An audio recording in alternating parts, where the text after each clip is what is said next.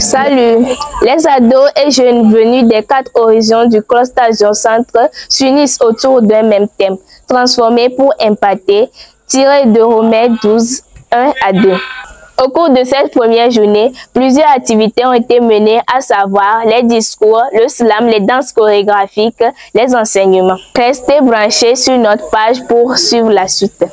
C'est autour d'une vision porteuse d'espérance que le Centre de développement des enfants et des jeunes sur Centre a ouvert l'édition 2025 de son camp des ados et des jeunes placé sous le thème inspirant « Transformer pour impacter ». L'objectif est clair, amener chaque jeune à se transformer intérieurement pour impacter positivement le monde qui l'entoure. À travers la foi, la discipline, la responsabilité, la solidarité et le respect, les participants apprennent qu'ils possèdent en eux le pouvoir de changer leur génération. La journée d'ouverture a débuté par une prière solennelle suivie de discours marquants et pleins d'encouragement. Monsieur Komlan Bedra, facilitateur de projet du Cluster Centre, a salué l'engagement des responsables tout en exhortant les jeunes à oser et à s'engager. Il a déclaré « N'ayez pas honte, ne soyez pas discret ».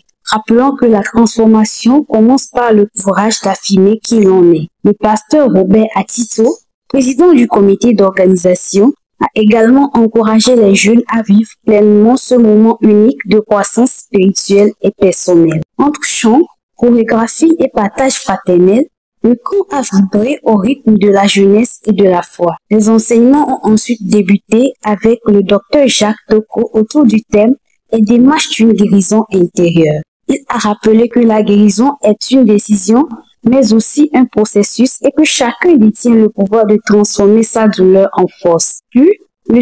Kokou Samachi, coach en orientation scolaire, a animé un atelier sur l'importance de la planification et des objectifs clairs. Il a encouragé les jeunes à organiser leur temps, à bâtir une vision et à croire en leurs capacités. Pendant ce temps, les jeunes en apprentissage ont pris part à une session animée par Madame Ouda Adrake, couturière et coach en orientation professionnelle. Avec bienveillance, elle leur a parlé de motivation, de discipline et d'abstinence, les exhortant à se concentrer sur leur avenir et à faire de la persévérance leur plus grand atout. Le directeur de Nehemia Lab, M. Harry Ansem Sodi, a ensuite partagé un message fort sur le thème « Comment trouver les opportunités ». Il a encouragé les jeunes à garder les yeux ouverts, à oser entreprendre et à saisir chaque occasion de grandir, rappelant que les opportunités existent, mais il faut savoir les reconnaître. Puis, M. Judikael Akam, psychologue clinicien et membre de l'association APAS, a abordé un sujet sensible, les chrétiens face aux drogues et les solutions pour s'en débarrasser. Avec sincérité, il a parlé des dangers de la drogue et du suicide, rappelant qu'il est toujours possible d'agir, de se révéler et de choisir la vie. Enfin, le révérend pasteur Kossi Agbeme de l'église MRCC du CDEJ La Conscience a clôturé la journée avec un puissant message sur le thème « Le Saint-Esprit, l'agent de transformation ». À travers 4 axes, transformation spirituelle du caractère, des pensées et des comportements, il a invité les jeunes à laisser le Saint-Esprit renouveler leur vie pour devenir de véritables lumières dans leur génération. Cette première journée du camp des ados et des jeunes au Centre 2025 a été une expérience riche, spirituelle, éducative et profondément motivante. Une journée où la jeunesse s'est levée prête à se transformer pour impacter. Transformer pour impacter une génération en marche vers le changement. Aujourd'hui, lors de l'enseignement, qui a pour thème les blessures intérieures et ses conséquences, j'ai retenu que les blessures intérieures sont des blessures qui profondément blessent les gens, souvent par la trahison. Et en plus, j'ai retenu que les blessures intérieures ont des conséquences néfastes dans la vie des jeunes, filles comme garçons. Lors de la formation, de cet après-midi, moi j'ai pu retenir dans les opportunités, comment atteindre les opportunités et les pas à adopter pour devenir quelqu'un de responsabilité. Au cours de cette orientation scolaire, nous avons eu à aborder 2 thèmes. Le premier thème sur comment s'organiser pour mieux réussir l'année scolaire.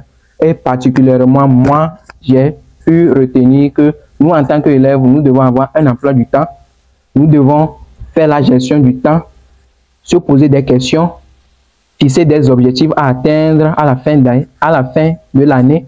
Et sur les suicides, j'ai appris qu'il y a beaucoup de drogues, mais nous devons éviter de prendre les drogues et sensibiliser les jeunes sur l'utilisation rationnelle des drogues et les conséquences que les drogues peuvent causer sur la jeunesse.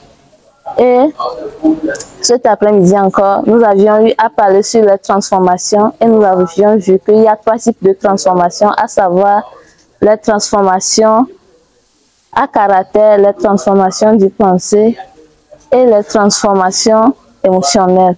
Sur ce, moi j'ai retenu que notre avenir dépend de notre prise de conscience et nous devons transformer notre avenir pour impacter les autres. Et au point numéro 2, nous avons eu comment choisir sa filière après le BPC ou bien après le bac. Donc, premièrement, nous devons faire compte tenu de l'âge, parce que l'âge aussi joue sur notre étude. Nous devons savoir aussi les moyens que possèdent nos parents. Merci. Être transformé, c'est décider de vivre différemment. C'est servir et influencer positivement son monde, car une jeunesse transformée devient une jeunesse qui impacte. Nous ferons des espoirs, où tout le monde est